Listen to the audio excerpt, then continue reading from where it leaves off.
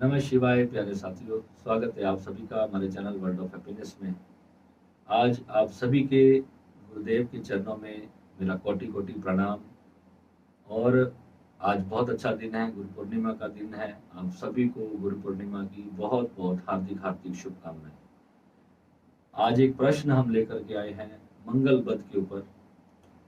मंगल बद जब कुंडली में होता है, मंगल एक गर्म ग्रह है, मंगल बद से क्या क्या हो सकता है, आज हम उसके ऊपर चर्चा करेंगे। और मंगल बद जब कुंडली में होता है तो कितना उसका कम प्रभाव होता है, कई बार बहुत ज्यादा खराब प्रभाव होता है। तो आज उसके ऊपर हम डिटेल चर्चा करेंगे कि मंगल बद में होता क्या है।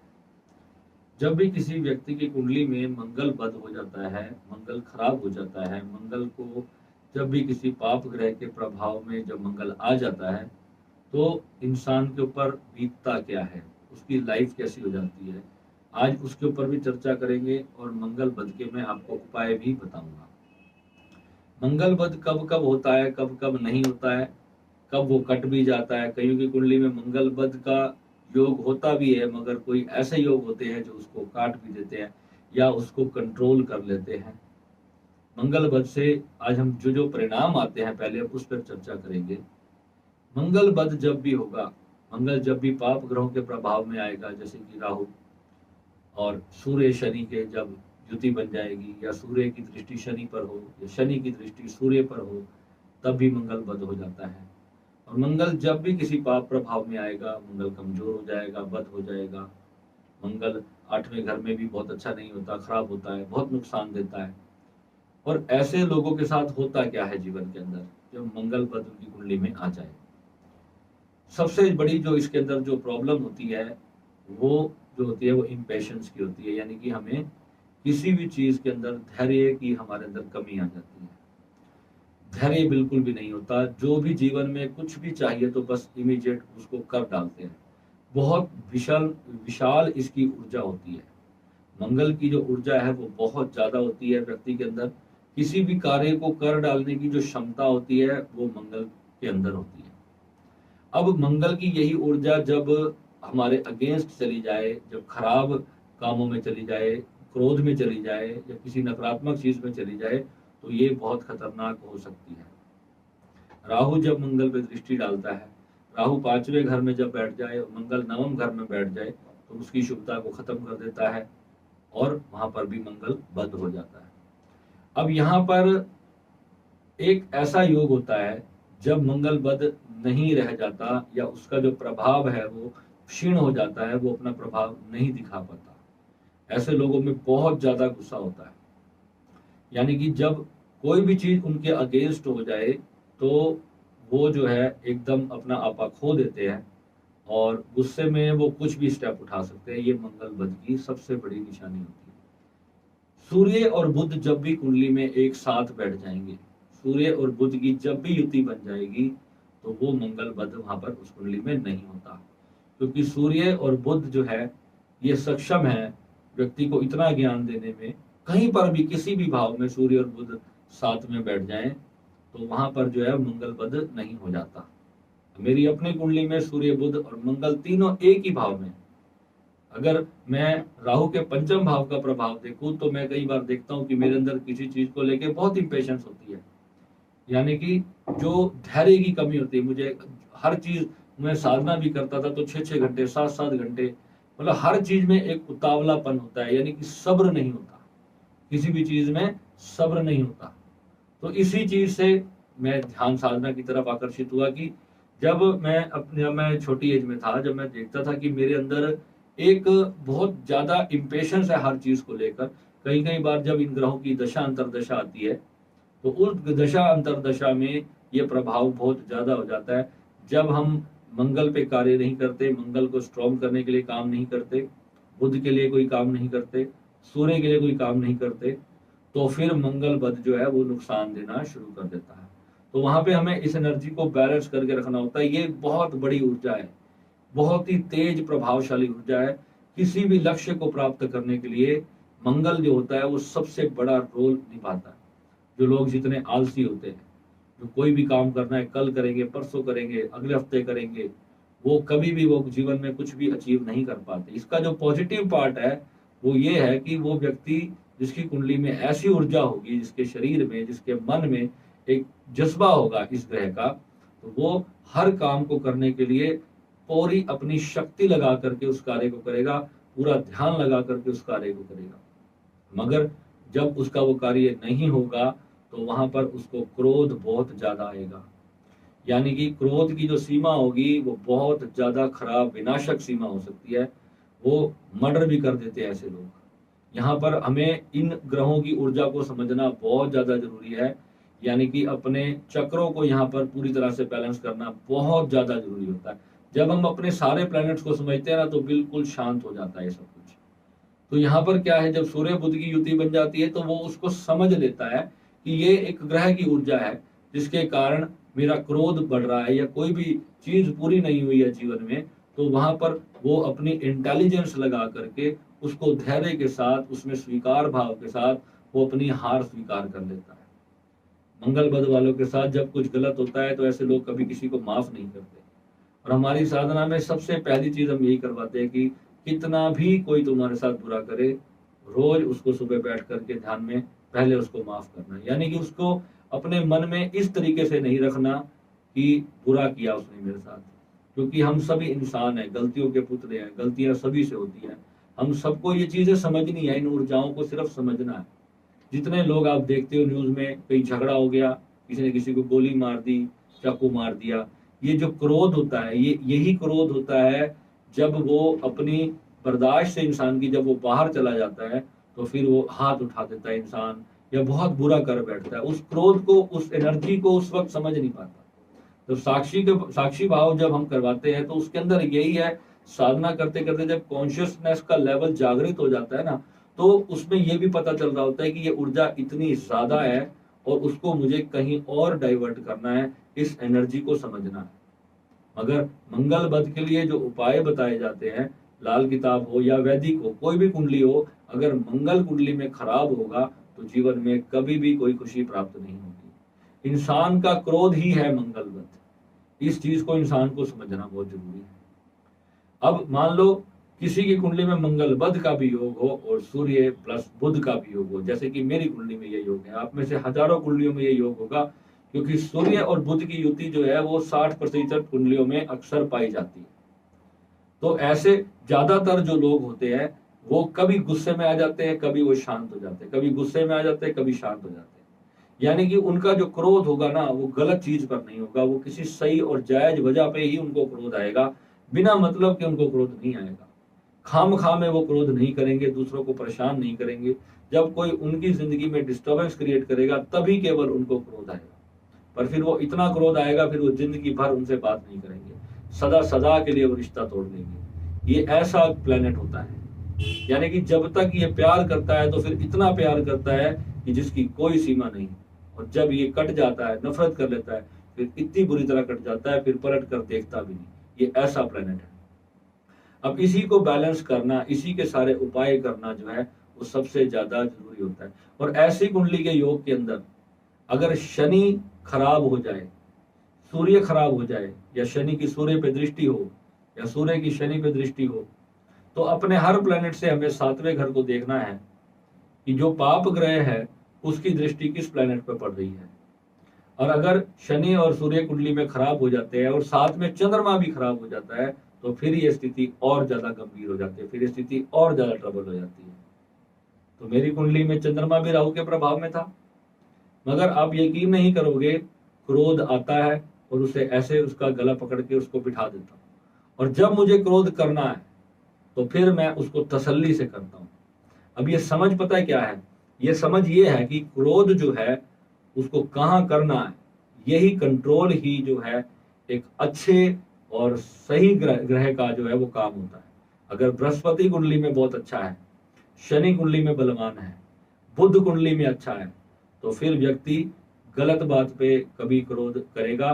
किसी सही जायज जगह पे जहां उसको लगता है कि यहाँ पर मेरी गलती है तो वहां पर वो अपनी हार मान करके, उसको समझ करके उस चीज को वहीं छोड़ देगा। और यही चीजें जो है जीवन के अंदर सबसे ज्यादा जरूरी है। बेमतलब का क्रोध अपने रिश्तों को खराब करता है। इंसान को पता भी चल रहा होता है कि मेरे साथ गलत पे गलत किया चला जा रहा है, मगर उसके अंदर वो जहर पीने की जो क्षमता है वो इतनी अधिक आ जाती है। अगर हम मेडिटेशन में, अपने ध्यान योग के अंदर हम जब अपनी उन्नति करते चले जाते हैं, जब क्षमा भाव हमारे भीतर जागृत होता है, तो फिर जो है हम उसको कंट्रोल कर पाते हैं। अब यहाँ पे जो इसके उपाय हैं, उपाय की अगर बात की जाए तो मंगल की पोजीशन उसमें जरूर देखनी होती है कि मंगल कमजोर हो रहा है और कौन सा पाप ग्रह उसको कमजोर कर रहा है। अब मान लो कि मंगल पे राहु की दृष्टि है, तो राहु के लिए राहु को हमें शांत करना पड़ेगा। राहु की ऊर्जा जो है वो मंगल की ऊर्जा को डिस्टर्ब कर रही है, तो यानी कि मंगल वहां पर वीक हो रहा है आपकी कुंडली में। तो मंगल को वहां पे हम स्ट्रॉन्ग करेंगे, मंगल को वहां पे हम स्ट्रॉन्ग करेंगे और राहु को वहां पे वीक करेंगे। तो राहु के लिए फिर क्या करेंगे, यानी कि एक नीला कपड़ा लेंगे, उसमें नारियल डालेंगे, उसमें थोड़ा सा नील डालेंगे, थोड़े से उसमें हम बादाम डाल सकते हैं या थोड़ी सी हम उसमें मिश्री डाल सकते हैं। राहु की जो भी वस्तु होती है, काले तिल डाल सकते हैं। ये डाल करके उसके अंदर हम उसको कपड़े से बांध करके अपने सिर से 7 बार एंटी क्लॉकवाइज उसको उतार करके बहते जल में शनिवार को और बुधवार के दिन उसको डाल दें। तो आप देखोगे 4 या 5 शनिवार इसको करते ही आपको पता चलेगा कि आपका किसी भी व्यक्ति के प्रति कोई गुस्सा आपके मन में बैठा होगा, वो बहुत जल्दी उसका गुस्सा आप रिलीज हो जाएगा। आप उसके साथ उसको अपने मन से जो है निकाल पाने में सक्षम होंगे। क्योंकि जब हमारे को किसी पे क्रोध होता है ना, तो वो व्यक्ति हमारे दिल में बैठ जाता है और हम ध्यान भी करते हैं तो फिर वही हमारे को ध्यान आता रहता है कि मेरे साथ बुरा हो गया, मेरे साथ बुरा हो गया। ये जो भावना व्यक्ति धीरे धीरे धीरे डेवलप करता जाता है, फिर किसी दिन वो कोई गलत स्टेप उठा लेता है। वो क्रोध का लेवल इतना बढ़ जाए, उससे पहले ही उसका निवारण कर लेना है। यानी हमें पता होना चाहिए, हम इतने कॉन्शियस होने चाहिए कि जिंदगी है, जिंदगी में कुछ अच्छा हो सकता है, बुरा भी हो सकता है। मैं भी विक्टिम हो सकता हूँ, कोई भी विक्टिम हो सकता है। जब जीवन में इंसान है, इंसान के अंदर धैर्य की कमी नहीं है। इंसान लालची है, इंसान स्वार्थी है। कोई भी रिश्ता जुड़ा है, कोई आपके साथ जुड़ा है, वो अपने किसी स्वार्थ के लिए ही आपसे जुड़ा है और आप भी तो अपने स्वार्थ के लिए जुड़े हो। तो जब स्वार्थ पूरा होता है तो बहुत प्यारा लगता है, और जब नहीं पूरा होता तो फिर गुस्सा करना कहाँ की अकलमंदी है। तो हमें समझना क्या है कि जिंदगी में शांति और आनंद से जी करके जाना है। मतलब ना खुद दुखी होना है, ना दूसरे को दुखी करना है। खुद भी आनंद से भरना है और दूसरे को भी आनंद से भरना है। जो आपकी जिंदगी में आए वो खुश होकर के जाए, वो मस्त होकर के जाए। वो आपको जब याद करे तो आपकी अच्छी बातें उसको याद रहनी चाहिए। यही जीवन का सबसे बड़ा सिद्धांत है। कोई अगर आपके पीठ पीछे बुराई करता है तो ये भी आपका जो है, कई बार सूर्य जब खराब होता है, सूर्य पे कोई ऐसी चीज होती है तो लोग बेकारण आपसे जलते हैं। लोगों को आपकी कामयाबी से तकलीफ होने लगती है, उनको कोई लेना देना नहीं होता। आप अपना काम कर रहे हो, खा रहे हो, वो अपना काम कर रहे खा रहे हैं। मगर होता क्या है, जब भी आपका सूर्य पे किसी पाप ग्रह की दृष्टि होगी ना, तो आपके चाहने वाले लोगों को ही पता नहीं क्यों आपसे जलन होनी शुरू हो जाएगी। आप इसको नोटिस करना। अधिकतर लोग जब भी मुझे कहते हैं गुरुजी मेरे अपने घर के लोगों को ही मेरी कामयाबी से जलन हो रही है, मैं क्या करूं, मेरे भाई बहन ही मेरे से जल रहे। और रीजन क्या है कि आपकी कुंडली में सूर्य दूषित है। जब सूर्य अच्छा होगा तो सूर्य को बुध को दोनों आप अच्छा करोगे ना, तो ये सारी चीजें फिर अपने आप अच्छी होती चली जाएंगी। तो इसका एक बहुत प्यारा मैं आज आपको एक और उपाय दे देता हूँ। तांबे का लोटा लो, तांबे के लोटे के अंदर हरे मूंग भर लो ऊपर तक। उसको आप अच्छी तरह भर के ऊपर तांबे का ही ढक्कन लगा करके उसको वेल्डिंग वाले के पास ले जाओ, उसको टाका लगवा दो। अब किसी किसी केस में यहाँ पे हम उसे जल प्रवाहित करवाते हैं, मगर जिसकी कुंडली में मंगल बद्ध होगा तो उसको क्या करना है, उसको अपने घर में उसको स्थापित करना है, अपने पूजा स्थान पर ही रख दे। ये डायरेक्शन वायरेक्शन के बारे में नहीं सोचना है कि ये डायरेक्शन में रखना है या वहां रखना है। उसको ले जाकर के बुधवार के दिन या मंगलवार के दिन आप अपने घर पर ही रखें और रोज जो है हनुमान चालीसे का पाठ करें, बजरंग बाण का पाठ करें और हनुमान जी का कोई भी मंत्र, हनुमान जी के बहुत सारे प्यारे प्यारे मंत्र हैं, कोई भी मंत्र आप चुन लें और एक मंत्र माला हनुमान जी के मंत्र की, चाहे ओम श्री हनुमते नमः की कर ले, रोज नित्य प्रति कर ले। आपका मंगल अपने आप ही शुभ होता चला जाएगा और धीरे धीरे आप देखोगे आपका जो क्रोध है ना, उस क्रोध में समझ ऐड हो जाएगी। ये नहीं है कि आप नपुंसक नहीं हो जाओगे, आपका क्रोध खत्म नहीं हो जाएगा। जहां आपको आपके अंदर एक योद्धा की भांति, एक क्षत्रिय की भांति क्रोध जागृत होगा। जब देश और समाज किसी की रक्षा करने के लिए जब आपके क्रोध की आवश्यकता होगी तो उस वक्त क्रोध आपके भीतर ही होगा, जैसे हनुमान जी के भीतर होता है। मगर वो बेमतलब किसी पे नहीं बरसेगा। किसी को सबक सिखाने के लिए अगर वो भी आपको लगेगा कि हाँ ये इतना नेसेसरी है, तो ही आप उसके ऊपर क्रोध करोगे, नहीं तो आप क्रोध करोगे ही नहीं। जितना हो सकेगा आप अवॉइड करोगे। ये जब चीज, ये समझ जब आपकी जिंदगी में आने लग जाती है ना, तो यही मंगल आपका शुभ होना शुरू हो जाता है। यानी क्षमा आप करते जाओ, मंगल अपने आप अच्छा होता जाएगा। हनुमान जी को मंगलवार को मीठे पान का भोग जरूर लगाया करो। जो लोग मंदिर नियम से जाते ही हैं तो उनको फिर करना चाहिए। अब हम तो साधना मार्ग में, हम तो जो भी करना है अपने भीतर श्री विद्या, हमने तो माँ भगवती और भोलेनाथ ही हमारे इष्ट हैं, तो हम तो हनुमान जी को भी भोलेनाथ के अंदर उन्हीं का रूप मान के जाते हैं। तो भगवान राम को भी मैं तो शिव का ही रूप मान के, मैं तो कृष्ण को, विष्णु को, सभी जितने भी देवी देवता हैं हमारी श्री विद्या के साधना के अंदर, पूरे ब्रह्मांड में ऐसा कोई भी देवता नहीं है जो श्री विद्या की साधना में जिनकी कृपा प्राप्त नहीं होती। हमारे गुरुदेव ने एक ही बात हमें सिखा दी, जिसने श्री विद्या की साधना सिद्ध करी उसको ब्रह्मांड में किसी अन्य देवता की पूजा करने की जरूरत ही नहीं है। मगर जो लोग, जिनके इष्ट हनुमान जी हैं, किसी के इष्ट माँ काली है, माँ दुर्गा है, तो वो उनकी आराधना करते हैं। तो वहां से भगवान ने कहा है गीता में कि जो जिस देवताओं को भजता है वो देवताओं को प्राप्त होता है, जो मुझ सच्चिदानंदन वासुदेव को भजता है वो मुझे प्राप्त होता है। वहां पे फिर जब मुझे वो सच्चिदानंदन शब्द जब लगाते हैं ना, तो सच्चिदानंदन शब्द को अच्छी तरह से आपको स्टडी कर लेना चाहिए, क्योंकि ये जो भक्ति है और ज्ञान है ना, ये अलग अलग नहीं है। ये सारी समझ जब तक आपको नहीं आएगी तब तक आपको पूर्ण ज्ञान नहीं होगा इसका। कितने लोग भक्ति इसलिए अहंकारवश करते हैं कि भगवान ने गीता में भक्ति मार्ग को सर्वोत्तम कह दिया, मगर भगवान वहां पर यह भी तो कह रहे हैं ना कि जो मुझ सच्चिदानंदन वासुदेव को भजता है। अब वो सच्चिदानंदन एक इतना बड़ी व्याख्या है उस सच्चिदानंदन शब्द की, जिसको कोई जानता ही नहीं सच्चिदानंद क्या है। अब सच्चिद आनंद क्या है? भगवान कह रहे हैं कि मैं सच्चित आनंद हूं। सच्चित आनंद क्या है? यानी कि आपके चित्त का जो आनंद है वो मैं हूं, वो भगवान है। भगवान अपना स्वरूप बता रहे हैं उसके अंदर। तो ये जब तक गुरुओं से, संतों से, जो ज्ञानियों से जब इसका रहस्य नहीं रिवील होगा ना, आपको पता नहीं चल पाएगा कि मुझे भक्ति करनी किसकी है। गीता कहते हैं कि जो, भगवान कहते हैं जो अपने मन मर्जी की भक्ति करता है वो कहीं प्राप्त नहीं होता, वो भटकता ही रहता है, उसे फिर कुछ भी जीवन में प्राप्त नहीं होता। उसने कहा कि जो तुझे तत्ववेता संत के पास जाना पड़ेगा अर्जुन, तब जाके तुझे पूर्ण ज्ञान की प्राप्ति होगी। भगवान खुद भी तो दे सकते थे अर्जुन को, खुद क्यों नहीं दिया वहां पर बैठ करके? उनको खड़े होकर के वहां पर खुद भगवान कह रहे हैं कि तुझे तत्ववेता संत के पास जाना पड़ेगा।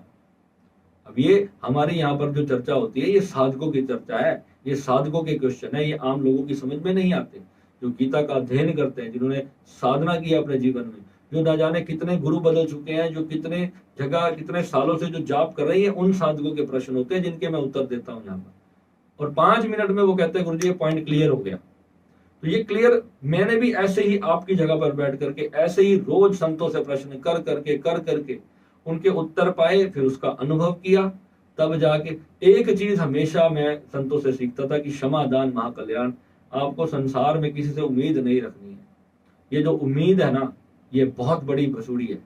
जिंदगी में उम्मीद रखोगे ना, किसी से उम्मीद रखो, सबके सब स्वार्थी हैं यहाँ पे, कोई भी आपका नहीं है। आपको ये बस अपने अंदर रखना है, यानी कि आप ही अपने परमात्मा हो, आप ही अपने भक्त हो, और आप ही अपने गुरु हो, और आप ही अपने शिष्य हो। जब ये भावना आप अपने अंदर ले आओगे ना, अपने आप से प्यार करना शुरू करो। बस दुनिया से सारी उम्मीदें छोड़ दो, कोई आपके दुख में नहीं आएगा। जिसको आपसे जो चाहिए था वो लेता है और चलता बनता है। यही इस सृष्टि का नियम है। यहाँ पे आपको अपने अंदर से इस बात को समझना है। मगर आपको अगर परमात्मा के रास्ते पे चलना है, यहीं से असली ज्ञान शुरू होता है। सबके लालच और सबके स्वार्थों को समझते हुए, जैसे भगवान निष्काम अपना सब कुछ लुटाते हैं ना, जैसे भगवान हमें अनाज देते हैं, पानी देते हैं, कभी पैसे लिए भगवान ने आपसे? कभी लिए आपसे? तो ऐसे बांटना शुरू करो, अपने आप को बांट डालो सृष्टि में। हर जो भी आपकी जिंदगी में आए उसको आप खूब खिलाओ पिलाओ, खूब सेवा करो उसकी, खूब बांटो अपने आप को। और जितना आप प्यार करोगे सृष्टि से, ये सबसे बड़ी चाबी मैं आज आपको दे रहा हूँ। आज गुरु पूर्णिमा का दिन है। अगर आपने मुझसे कुछ भी सीखा है, और अगर ये वीडियो नहीं सीखा, इस वीडियो में जो आज मैं ज्ञान दे रहा हूँ, यही वो चीज है जो उसका द्वार खोलती है। चाहे आपसे सब नफरत करें, सब घृणा करें, जलने दो, कोई कुछ भी बोल रहा है, आप देखो, हंसो, हंसो आनंद में कि मेरे साथ क्या हो रहा है। कोई कितना भी आपसे जलता है ना, भगवान खुद को कैसे पत्थर मारते थे लोग, उनके रास्ते में कांटे बिछा देते थे, उनको अपने गांव में नहीं घुसने देते थे। वो कहीं जाते थे तो कहते थे आ गया दिमाग खाने हमारा, ज्ञान पेलने आ गया हमारे को, ऐसे बोलते थे भगवान बुद्ध को। जब बुद्ध चले गए ना, आज देखो बुद्ध की कितनी बड़ी बड़ी विशाल मूर्तियां लगा करके उनका, जब भी किसी को ज्ञान प्राप्त होता है तो फिर ऐसी ही क्रांति होती है मेरे भाई। तो यही हमें जीवन के अंदर समझना है कि कल मैं एक ओशो का डिस्कोर्स सुन रहा था, उसमें ओशो ने कहा कि बुद्ध को, महावीर को, गुरु नानक को, कितनों को ही ये ज्ञान प्राप्त हुआ, कितनों को, जीसस को ये ज्ञान प्राप्त हुआ, मीराबाई को ये ज्ञान प्राप्त हुआ, कोई शब्दों से कह नहीं सका उसको, ये सिर्फ करवा करके समझाया जा सकता है। इन ज्ञानियों के पास जो भी जाता था ना, वो यही कहते थे कि आओ बैठो और हमारे साथ ध्यान करो। उन्होंने कभी किसी को ये नहीं कहा, शब्दों से बता नहीं जा सकता। फिर भी ओशो सारी जिंदगी बोलते रहे। फिर भी जो बड़े बड़े ज्ञानी हुए, जितने भी इतने बड़े बड़े ग्रंथ लिख कर गए, क्यों लिख कर गए? इशारा भर करने के लिए कि हम सब उनके इशारे से उस रास्ते पे चल सके। और उनको क्या मिलता है आपको, ये सबसे बड़ा क्वेश्चन है। कि लोग पूछते हैं भैया आपको क्या जरूरत पड़ी थी गुरु बनने की? मेरे गुरु को क्या जरूरत पड़ी थी कि उसने मेरा कल्याण किया? मेरे गुरु को क्या लालच था? वो तो आराम से अमेरिका में रह रहा है, फर्स्ट क्लास जिंदगी जी रहा है, करोड़ों रुपए हैं उनके पास, आज भी वो लोगों के लिए सेवा कर रहे हैं। अभी जब कोविड आया था तो 300 करोड़ रुपए का सेवा करी उन्होंने, तो 3 करोड़ रुपए की उन्होंने सेवा करी, ऑक्सीजन सिलेंडर पहुंचाए घर घर में जाकर के। आपने कितनी सेवा करी? हम बोलते ना मेरे गुरु को क्या प्राप्त हो रहा है। मैं अगर अपने गुरु से पूछूं आपको क्या मिला मुझे ज्ञान दे करके, आज मैं अपनी जिंदगी भी दांव पे लगा दूं अपने गुरु के लिए, तो भी शब्द खत्म हो जाएंगे, मगर अंदर से धन्यवाद का भाव खत्म नहीं होगा। इतना दे दिया मेरे गुरु ने मुझे। आज यहाँ पर बैठा हूँ एयर कंडीशन रूम में, आराम से बैठ करके, माँ की कृपा है, मेरे गुरु की देन है। ये मेरे गुरु की कृपा है जो आज इतने सारे साधक मुझे अपने परिवार का सदस्य समझ के मुझे प्यार करते हैं। मैं मुंह से कोई चीज बोलता हूँ और 5 मिनट में पूरी कर देते हैं। ये क्या है? उनको क्या दे दिया मैंने नहीं दिया, मेरे गुरु ने दिया। मेरे को तो उन्होंने एक छोटा सा माध्यम बनाया। तुम पूछते हो ना, मेरे शहर के लोग हैरान होते हैं, वो कहते हैं कल तक ये व्यक्ति धक्के खाता था, आज इसके इतने लोग इसको पूछते हैं क्यों? ये मेरे गुरु की कृपा है। कहते ना कि क्या मिलता है गुरु बन के, ये जो बांटना है, ये मुझे जो मिला है ये अपने तक रख नहीं लेना। ये हर जगह तक, जब किसी गरीब को देखता हूँ तो छाती में कील चुभता है। जब कोई छोटा, मेरा बच्चा है शिवांश, मैं उसको एक अच्छा जीवन देता हूँ, उसको अच्छा भोजन देता हूँ, वो मेरे साथ आराम से एयर कंडीशन में सोता है। और जब किसी दूसरे के बच्चे को देखता हूँ कि वो 45 डिग्री की गर्मी में वो सड़क पे, वो कभी वो चाट पकौड़ी बेच रहा है, अखबार बेच रहा है, तो छाती में दर्द होता है, कलेजा फट के बाहर आता है। ये दर्द जब आपके अंदर आएगा ना, तब आप दुनिया को ज्ञान बांटना शुरू करोगे।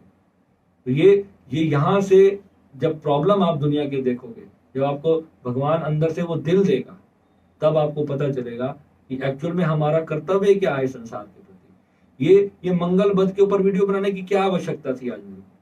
ये जो अभी उस लड़की की हत्या हुई दिल्ली में, उस जो मोमडन लड़के ने वो जो क्रोध दिखाया उसके ऊपर, उस क्रोध से उसने उसकी हत्या कर दी। रोज न्यूज में देखता हूँ इतने लोग अपने क्रोध का आपा खो करके किसी की हत्या कर देते हैं, मार डालते हैं, बुरा कर देते हैं। ये जो एंगर है, एंगर क्या क्या करवा रही है? आप में से किसी को भी आ सकता है एंगर। ये एंगर जो है घर में आ सकता है। मजाक मजाक में आपने पत्नी के सर में डंडा मार दिया, उसकी मौत हो सकती है। जरा सी बात पे आपने अपनी पत्नी को सीढ़ियों से धक्का दे दिया, वो गिर के मर सकती है। ये जो गुस्सा है, ये मंगल बध के कारण होता है। मंगल जब खराब होता है, ये गुस्सा जो है चंडाल का रूप होता है। ये जब इंसान के ऊपर भारी पड़ता है, उसे कुछ समझ में नहीं आता। वो जो ध्यान योग हम सिखा रहे हैं, वो दुनिया में शांति मार्ग को फैलाने का ही हम काम कर रहे हैं यहाँ पर। क्योंकि हर घर को अपना घर समझा हुआ है। इसलिए जो स्वार्थी लोग हैं, जो अपने लिए उठे, सुबह खाया पिया नहाया और सोया, और उनकी तो कोई जिंदगी नहीं, वो तो बस अपने लिए ही जी रहे हैं। हम दूसरों के लिए क्या करते हैं? समाज के लिए हमारा क्या कर्तव्य है? आज जिस समाज ने मुझे यहाँ बिठाया है, जिस परिवार ने मेरे यहाँ पर मुझे बिठाया है, मेरे साधकों ने मेरे को इतना प्यार दिया, क्योंकि एक व्यक्ति की पहले स्टार्टिंग में मदद करी थी। एक से आज अनेक जुड़ गए और अभी लाखों और जुड़ रहे हैं। क्यों जुड़ रहे हैं? जितने भी संतों के पास आप जाते हो, लाखों लोगों की भीड़ वहां पर क्यों मिलती है? क्योंकि संतों से कुछ प्राप्त होता है, वो कुछ देते हैं हम लोगों को। और हम लोग गृहस्थी लोग हैं, हमें इस चीज को समझना है कि हमें सीख करके सिखाना भी है। हम लोग आगे बांटते नहीं, यही हमारे देश की प्रॉब्लम है। हर व्यक्ति अपने तक ही खुश है, बस मेरा काम बन गया, भाड़ में जाए जनता। ये ज्ञान जो है अपने तक रखोगे। अगर भगवान ने गीता ही ना कही होती तो आज कृष्ण के मंदिर भी नहीं होते संसार में। बैठे होते तुम कहीं पर कोई मजारों पे जाकर के कुछ मत्था मुत्था टेक रहे होते तुम भी। आज तुम्हें ज्ञान प्राप्त हुआ है सनातन धर्म का, तो ही जा करके तुम भगवान की भक्ति कर पा रहे हो। अपने घर में सुंदर सुंदर मंदिर बना करके जब भगवान की जोत लगा कर आरती करते हो, कितना सुकून मिलता है उस जगह पे। कभी सोचा कि वहां क्या एनर्जी बनती है आपके आसपास? और जब यही आप किसी बियर बार में बैठकर ड्रिंक कर रहे हो तो उस समय कैसा गुस्सा आ रहा होता है, मन में कितनी कितनी नेगेटिव चीजें आ रही होती हैं, काम वासना के विचार आते हैं। क्यों आते हैं? यही जब मंदिर में बैठकर पूजा करते हो उस वक्त कौन सी एनर्जी होती है आपके आसपास? ये दो विचारों को अपने देखना कि किस स्थिति में आपके विचार कैसे होते हैं। सुबह के समय, देव कर्म के समय हमारा विचार कैसी बुद्धि होती है हमारी? सूर्य का प्रभाव होता है। जैसे ही राहु आता है, शाम का प्रभाव, शाम का समय जैसे ही आना शुरू होता है, रात्रि जैसे ही होती है, रात शनि की होती है। जैसे ही शनि आता है तो क्या होता है? एकदम से सारे बुरे तामसिक विचार जागृत होते हैं या नहीं होते शरीर और मन के अंदर? यही यही प्रभाव होता है। ये दिन के अंदर हर ग्रह का अलग अलग समय होता है। आपकी दशा अंतरदशा में ये पता चलता है कि इस वक्त आपको क्रोध आएगा। आप देखोगे जब उस वक्त दशा में 2 घंटे के लिए भी मंगल आ गया तो आप देखना उस वक्त आपको बैठे बैठे गुस्सा आना शुरू हो जाएगा। किसी बात पे, कुछ पुरानी बात याद करके उस पर क्रोध आ जाएगा। साधक का मतलब यही है कि वो उस पॉइंट को पकड़ करके उस पे अपने ऊपर काम करने। कई लोग होते हैं जो अपनी बुद्धि से उसको कंट्रोल करने की कोशिश करते हैं, यानी कि बस मुझे क्रोध करना ही नहीं, वो अंदर दबता रहता। ऐसे लोगों को कैंसर हो जाता है, पता है आपको? ये क्रोध जो है वो अंदर जब दबेगा, आपने किया ही नहीं क्रोध, आपके अंदर ही रख लिया, वो बीमारी बनेगा भयंकर। आपने कोई इमोशन दबा रखा है, चाहे वो प्यार का इमोशन है चाहे क्रोध का इमोशन है, जब आप उसको व्यक्त नहीं करते वो अंदर जाके आपकी ऐसी दमित एनर्जी बनेगा, आप उसको भी सोच भी नहीं सकते। वो फिर कहां जाकर के गलत रास्तों पे फटेगा। वो फिर आपके कंट्रोल से पूरी तरह उस चीज को बाहर बाहर वो चीज चली जाएगी। तो मंगल बध के लिए हमारे वेदों में, हमारे शास्त्रों में खराब मंगल के जो उपायों के तौर पे बताया गया है, वो हनुमान जी की भक्ति बताई गई है। हनुमान जी की पाठ, हनुमान चालीसा, हनुमान जी को भोग लगाना, लाल मिठाई का दान, लाल वस्त्रों का दान, लाल चीजों को जो अपने से, रेड एनर्जी को जब आप अपने से दूर करोगे, यानी कि जिसका मंगल बहुत ज्यादा ऊर्जावान है, बहुत ज्यादा खराब स्थिति में बैठा है, किसी पाप ग्रह के साथ दृष्ट है, तो उसको ऐसी चीजों का दान करना है। मंगल वीक है तो वहां पर हम मूंगा डलवाने के लिए बोलते हैं, मूंगा पहनो, लाल वस्त्र ज्यादा धारण करो। तो ये जो चीजें हैं, तब भी हनुमान जी का पाठ आपको तब भी ऊर्जान्वित करेगा, तब भी आपके अंदर शक्ति देगा। मगर मैं कहता हूं जब कुंडली का पूरा एनालिसिस करते हैं ना, तो सभी ग्रहों को देखना ही इसमें सबसे मेन चीज होती है। अब यहाँ पर कोई प्रश्न किसी पर्टिकुलर ग्रह का आता है मेरे पास, तो मैं उसके ऊपर वीडियो जरूर करता हूँ, क्योंकि मैं कहता हूँ कि उस पॉइंट के ऊपर वो पूरा क्लियर हो जाए कि इससे हमें मिलता क्या है। मेन मंगल बद सबसे बड़ी चीज है इम्पेशंस। मेरे को चीज समझने में बहुत टाइम लग गया, क्योंकि यहाँ पर क्या है, मेरे साथ जो टॉपिक हो चुके हैं, मेरी जिंदगी में जो चीजें हो चुकी और मेरी कुंडली से रिलेटेड होता है, तो फट मैं मोबाइल उठाता हूँ और एकदम वीडियो ठोक देता हूँ, क्योंकि मेरे को पता है इसका तो मेरा बहुत जबरदस्त एक्सपीरियंस है। क्योंकि मैं अपना मंगल बद सोचता रहा। मेरे को एक दिन जीडी वशिष्ठ साहब ने कह दिया कि तेरा मंगल बद है, 10 साल पहले की बात बता रहा हूँ। और जब मैंने उनके गुरुजी से बात करी, जीडी वशिष्ठ जी के गुरुजी से बात करी, तब उन्होंने कहा बेटा तेरा मंगल बद नहीं है। वो कैसे नहीं है? क्योंकि सूर्य बुध की युति थी मेरी कुंडली में। तो यही होता है, जब सॉफ्टवेयर वाली कुंडली से आप ज्ञान देखोगे, वहां पे चाहे आप लाख रुपए भर लो, सॉफ्टवेयर वाली कुंडली कभी भी आपको पूर्ण ज्ञान नहीं देगी। वो रटा रटाया उन्होंने ग्रहों के हिसाब से उसमें प्रेडिक्शन लिख के रख दिया है, और आपने उसके हिसाब से कोई भी उपाय किया तो आपकी कुंडली में बर्बादी होना जीवन में समझ लो तय है। ऐसी ऐसी एप्स आ गई हैं, अगर उनके उपाय करने बैठोगे तो 6 साल लग जाएंगे, उपाय पूरे नहीं होंगे। ऐसे ही मेरे साथ स्टार्टिंग में हो चुका है, मैं ये सब भुगत बैठा हूँ। और जब पूर्ण ज्ञानी गुरु जब प्राप्त हुआ ना, तो उसने सिर्फ 2 उपाय बताए थे मुझे कि सिर्फ 2 ही करने हैं, बाकी 7 ग्रह बहुत शुभ है। तो उन 2 ने 6 को गड़बड़ कर रखा था। तो धीरे धीरे क्या करना है, यही पॉइंट हमें समझना है कि ऑरा है हमारी बॉडी के चारों ओर, इसको बैलेंस रखना। इसको हम ध्यान योग से करें, इसको एस्ट्रोलॉजी से करें, उपायों से करें, इसको जिस भी रास्ते से करें, तो ये बैलेंस जैसे हमारा होता चला जाएगा तो लाइफ अपने आप स्मूथ हो जाएगी। कोई चीज नहीं आ रही है, उससे 1000 गुना बेटर आप डिजर्व करते हो। भगवान ने कभी किसी से नफरत नहीं करी कि भगवान आपको वो नहीं देगा, सवाल ही पैदा नहीं होता। अगर आपने अपने चंद्रमा को अच्छा कर लिया, जीवन में खुशियां ना आए। चंद्रमा खराब है तो मतलब दुख ही दुख जीवन में मिलेगा। ठीक है, कोई भी प्लैनेट है उसको पहले अपनी कुंडली से अच्छे से उसको समझना है, और समझ करके फिर आप उसके ऊपर अपना उपाय करना स्टार्ट करो, और आप देखोगे मात्र 2 या 3 महीने के उपाय करने से ही आप, मैं जो आपको उपाय बताऊंगा, मैं मेरी कुंडली में मैंने 8-9 ग्रह के मैंने अपने जीवन में उपाय किए हैं। जो कमजोर हैं मैं उनके भी उपाय करता हूं, उनको स्ट्रॉन्ग करने के लिए, और जो पाप ग्रह हैं उनको लाइट करने के लिए, उनकी एनर्जी को कम करने के लिए मैं उपाय करता था। तो मेरे जो एक्सपीरियंस है ना, मेरी जो लाइफ में बदलाव है, जो मेरी लाइफ में अंदर मैंने चेंजेस देखे हैं, वो बियॉन्ड माई एक्सपेक्टेशंस है। मैंने सोचा भी नहीं था कभी कि ऐसे उपायों से हमारी जिंदगी पूरी तरह से चेंज हो सकती है। यानी कि कितनी खराब से खराब परिस्थिति भी जीवन के अंदर आए, तब भी हम अपने मन को कंट्रोल कर सकते हैं, मन को खुश कर सकते हैं। यानी कि हमारे अंदर धैर्य आ सकता है, हमारे अंदर सहिष्णुता आ सकती है। हम, हमारी सहन शक्ति जब, जितनी ज्यादा स्ट्रांग हमारी सहन शक्ति होगी, विल पावर जब हमारी होगी, मंगल वर्ग की सबसे बड़ी प्रॉब्लम यह है कि विल पावर बहुत कम होती है, और मंगल जितना शुभ होगा ना, व्यक्ति कभी मरते दम तक, आखिरी सांस तक हार नहीं मानेगा। तो मैं आपको सभी को कहता हूं कि जीवन में कर्म करो तो क्षत्रिय की भांति करो, एंड तक लड़ाई लड़नी है। ये नहीं कि बस सरेंडर हो गया कि मुसीबत भाई मैं तो हार गया, मैं टूट गया। चंद्रमा खराब कर लिया आपने, हार मान ली, चंद्रमा पहले ही खराब है और ज्यादा आपने उसको खराब कर लिया। तो ये जो चीजें हैं, इसको आप जब करोगे, आप देखोगे लाइफ बियॉन्ड एक्सपेक्टेशन जाएगी, और हर चीज समय के साथ साथ ईश्वर आपकी झोली में डाल ही देगा। ठीक है, मिलेंगे अगले वीडियो में।